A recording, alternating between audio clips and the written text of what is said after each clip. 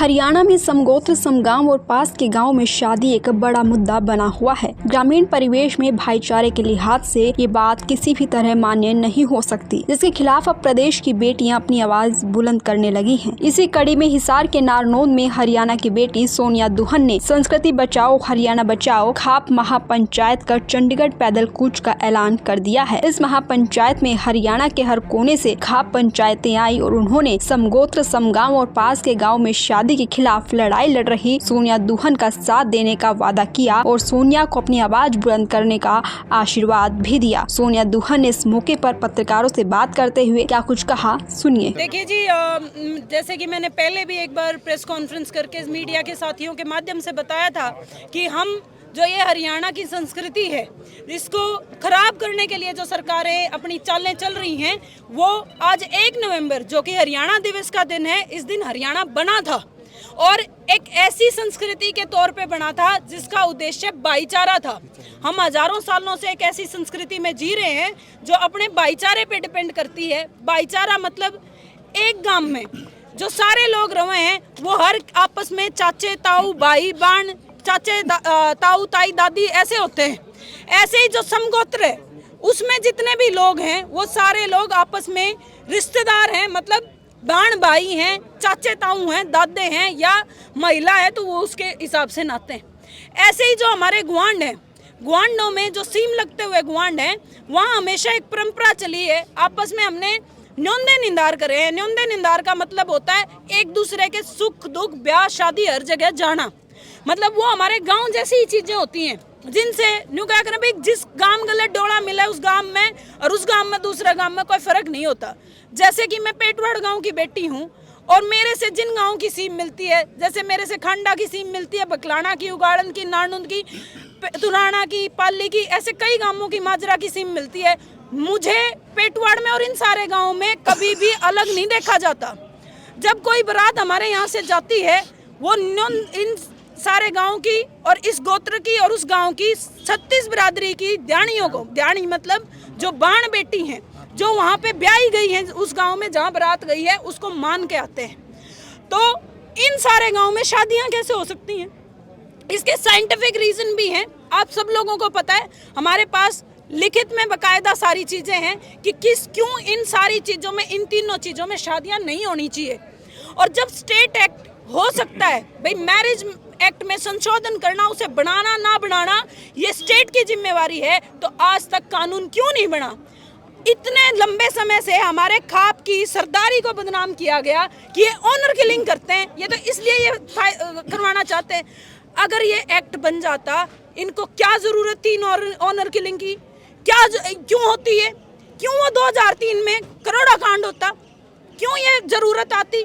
मैं honour killing को support नहीं करती, लेकिन इसकी जिम्मेवार वो सरकारें ही हैं या मौजूदा सरकारें हैं जो इस एक्ट को नहीं बनाती। अगर ये एक्ट बन जाएगा, क्यों तो गांव की गांव में शादियां होंगी, क्यों गांव की गांव में बच्चे आपस में एक साथ रहने लगेंगे, क्यों एक गोत्र में बच्चे शादी करेंगे साथ रहने लगेंगे, और क्यों ही गुआंढों में। और खापों को क्या जरूरत पड़ेगी इस तरीके की ऑनर किलिंगों को अंजाम देने की? तो मैं ये बात कहना चाहती हूँ, ये लड़ाई इतनी जरूरी थी कि हम महिलाओं को सामने आना पड़ा। पहले आप लोग कहते थे भाई, सरकारें कहती थी ये तो खापे हैं, अपनी दादागिरी करने के लिए करना चाहती हैं, लेकिन मैं आप मीडिया छायाकार बंधुओं के माध्यम से ये बात बताना चाहती हूँ, ये सिर्फ खापे नहीं हैं जिनको ये एक्ट चाहिए, ये हर आम आदमी है, हर वो लड़की है जो हरियाणा में पैदा हुई है, हर वो आदमी है, लड़का है जो हरियाणा में पैदा हुआ है। कोई 100 में से एक निकम्मा पैदा हो जाता है, लेकिन बदनाम सारे 100 हो जाते हैं। जी, एक खाप पे पहले भी ये लड़ाई लड़ चुकी है और अब आप ये लड़ाई शुरू कर रहे हो, यानी क्या योजना बनाई है? किस योजना से लड़ाई लड़ोगी कि अब इसमें कामयाबी मिले आपको? क्योंकि पहले खापे, पूरे प्रदेशी खापे ये लड़ाई लड़ चुकी हैं। आज तक किसी महिला ने ये लड़ाई नहीं लड़ी। मेरी खाप सरदारी ने ये बोला है, आज आप सारे मेरे दादा और खड़े हैं, आप पूछ सकते हैं कि ये लड़ाई मैं लड़की होने के नाते से अगुवाई करके लड़ सकती हूँ। तो मैं आप लोगों को बताऊं, मैंने जैसा कि अपने वक्तव्य में भी बताया कि मैं हर गांव से जितनी भी पंचायतें हैं, हर पंचायत का रेजोल्यूशन लूंगी भाई, चाहे वो मेरे से 6800 समथिंग पंचायतें हरियाणा में, मेरे से जितनी पंचायतों में पहुंचा जाएगा, 2000 में पहुंचा जाए, 3000 में पहुंचा जाए, मैं रेजोल्यूशन लूंगी बकायदा पंचायत का, पंचायत के सिग्नेचर के साथ, स्टैंप के साथ। और हम इकट्ठा चल के, खापों ने तो पहले से ही लड़ रही हैं, जब खाप पहले से ही लड़ रही हैं, और वो पंचायत का रेजोल्यूशन मतलब गांव का रेजोल्यूशन होता है। पंचायत कौन होती है? खट्टर सरकार ना मानने पंचायत कौन होती है, लेकिन हमारे लिए हमारा राष्ट्रपति गांव का, प्रधानमंत्री गांव का न्यायालय पंचायतें हैं और खापे हैं। तो खापे पहले ये लड़ाई लड़ रही हैं, अब पंचायतों का भी मैं एक एक का सपोर्ट लेटर प्लस एक एक गांव में जाके मैं खुद महिलाओं की पंचायत लूंगी, ताकि हम अवेयर कर सकें। जब तक ये सरकार कानून ना बनाए, कम से कम हम जाके महिलाओं को बताएं कि ये क्यों नहीं करना चाहिए। क्योंकि जो ऐसे मामले होते हैं, 95% लड़कियां सुसाइड कर जाती हैं बाद में, जब तक, क्योंकि ये होते हैं बहुत कम उम्र में, 17, 18, 19, 20 साल की उम्र में बच्चा ऐसा काम कर देता है। जब उसको समझ में आती है तो ज़्यादातर लड़कियां सुसाइड कर जाती हैं। तो मैं ये नहीं चाहती कि लड़कियां इस तरीके के कदम उठाएं। पहले ही लड़कियों के लिए काम करने की बहुत ज़्यादा ज़रूरत है। तो मैं सबसे पहले, जो ये समाज में कुरीति हो चुकी है, तो हम अपनी संस्कृति को बचाएंगे और हरियाणा को बचाएंगे। जी, जो सामाजिक मुद्दा है जो आपका, ये कहीं राजनीतिक मोड़ ना ले जाए। ना मेरे पहले किसी मुद्दे ने राजनीतिक मोड़ लिया है, ना मैं पहले किसी समाज की बात में मैंने राजनीति करी है, ना ही आज मैं इस बात पे राजनीति करूंगी।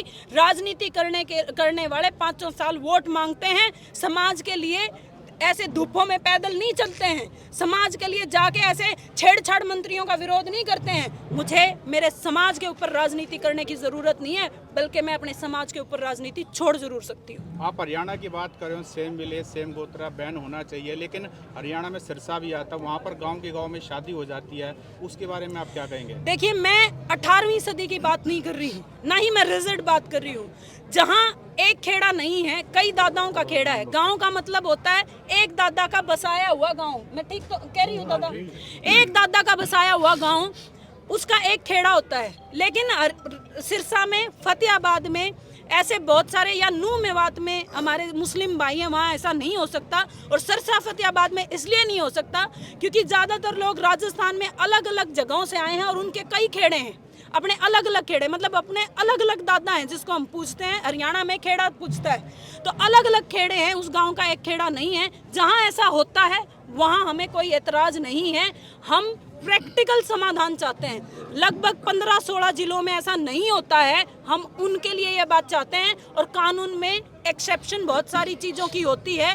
वो जो जिले हैं जहां ऐसा होता है, या वो गाँव हैं, उन्हें हम एक्सेप्शन के आधार पर रखेंगे। ऐसे तो शहर भी हैं, शहरों में बहुत सारी जगहों से लोग रहते हैं भाई। ऐसे तो 82 उपमंडल हैं, वहाँ पे भी जैसे नारनौंद है, उधर आगे अगर हम बात करें, बहुत सारे और महम है, वहाँ अलग अलग गांव के लोग रहते हैं भाई। जहाँ SDM बैठता है या जहाँ DC बैठता है, वो भी एक्सेप्शन में आएंगे वहाँ, क्योंकि अलग अलग गाँव के लोग आके रहने लगे हैं। तो हम एक प्रैक्टिकल समाधान चाहते हैं, हम एक रिजल्ट समाधान नहीं चाहते हैं। प्रैक्टिकल समाधान ये है कि ये 15-16 जिलों में लागू हो सकता है, हमें उसमें करवाना है। कब से मुहिम शुरू करोगे आप? आज से हो चुकी है जी, बहुत जल्द, विदिन 2-3 डेज मैं गांव जाना शुरू करूंगी, पंचायतों के लेटर इकट्ठा करना शुरू करूंगी। बाकी मेरे दादा और से सलाह करके कि हम पैदल कब चलना शुरू करेंगे, आप लोगों को दोबारा बुला के ये जानकारी देंगे। सोनिया जी, आज की जो पंचायत हुई उसमें हरियाणा भर से कौन सी खापें आई? लगभग सारी हरियाणा की खापें आई हुई थी। मेरे दादाजी और को ज़्यादा पता है।